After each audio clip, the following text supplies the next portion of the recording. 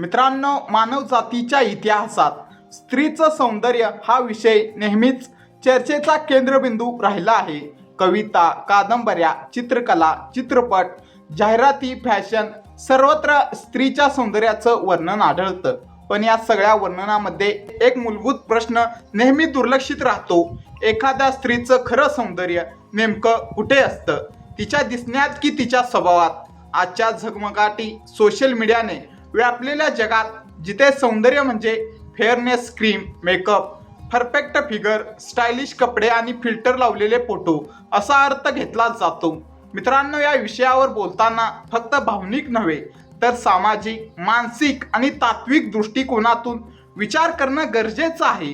समाजाने सौंदर्याची एक ठराविक चौकट बनवली आहे. गोरी त्वचा म्हणजे सौंदर्य, सडपातळ शरीर म्हणजे आकर्षण, मोठे डोळे, लांब केस म्हणजे स्त्री सुलभता, महागडे कपडे, मेकअप म्हणजे स्टेटस. ही सगळी मोजमाप बाह्य सौंदर्याशी संबंधित आहेत.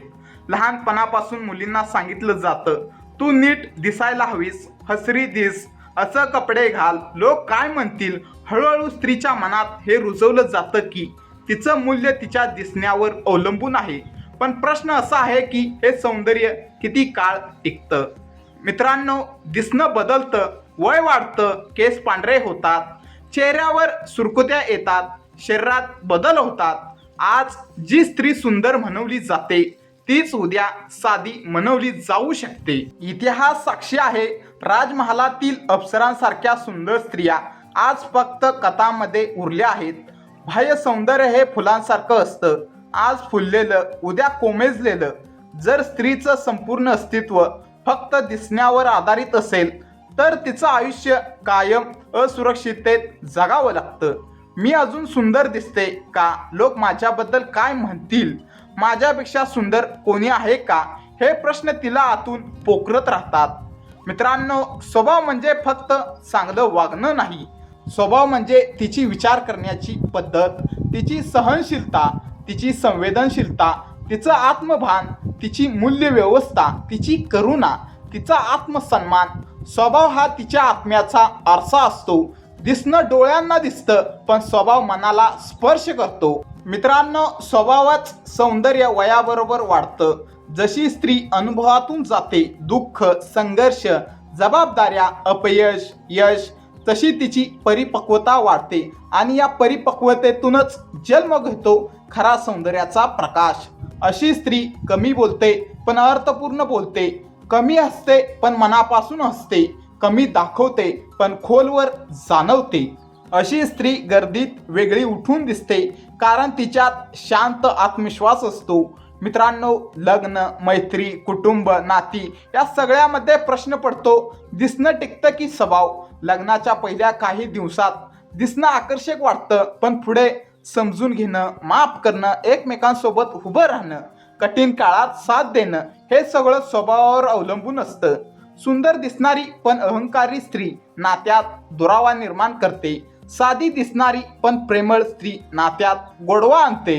तरुण वयात अनेक पुरुष बाह्य सौंदर्याकडे आकर्षित होतात, पण आयुष्य जसं जसं पुढे जातं तसं त्यांना कळतं समजूतदारपणा, शांत स्वभाव, भावनिक आधार, विश्वास हे सौंदर्यापेक्षा जास्त महत्त्वाचं आहे. म्हणूनच अनेक पुरुष म्हणतात, ती सुंदर नव्हती पण तिच्याशिवाय आयुष्य कल्पनाही करता येत नाही. मित्रांनो, स्वभावानं चांगली असणारी स्त्री चांगली आई बनते, समर्थ पत्नी बनते, संवेदनशील शिक्षिका बनते, प्रामाणिक कर्मचारी बनते, सक्षम नेता बनते. तिच्या स्वभावामुळे पिढ्या घडतात, संस्कार जपले जातात, समाजात समतोल राहतो. इतिहासात बघा, कोणतीही स्त्री फक्त सौंदर्यासाठी महान ठरलेली नाही, ती महान ठरली आहे तिच्या विचारामुळे. मित्रांनो, स्वभावाचं सौंदर्य म्हणजे आत्मसन्मान. अशी स्त्री स्वतःची किंमत स्वतः ठरवते, लोकांच्या मतावर अवलंबून राहत नाही, स्वतःसाठी उभी राहते. तिच्या चेहऱ्यावर मेकअप नसला तरी तिच्या डोळ्यात आत्मविश्वास असतो आणि हा आत्मविश्वास सर्वात सुंदर दागिना असतो. आजच्या प्रत्येक स्त्रीने आरशात पाहताना हे विचारायला हवं की मी किती सुंदर दिसते हे नाही, तर मी किती सशक्त आहे. लोक मला पसंत करतील का हे नाही, तर मी स्वतःला पसंत करते का? कारण स्वतःला आवडणारी स्त्रीच जगाला आवडते. मित्रांनो, एखाद्या स्त्रीचं खरं सौंदर्य तिच्या दिसण्यात आहे की तिच्या स्वभावात? उत्तर स्पष्ट आहे. दिसणं डोळ्यांसाठी असतं, पण स्वभाव मनासाठी असतो. दिसणं थांबवलं जाऊ शकतं, पण स्वभाव जाणवणं थांबत नाही. दिसणं काळानुसार बदलतं, पण स्वभाव आठवणीत राहतो. स्त्रीचं खरं सौंदर्य तिच्या स्वभावातच असतं.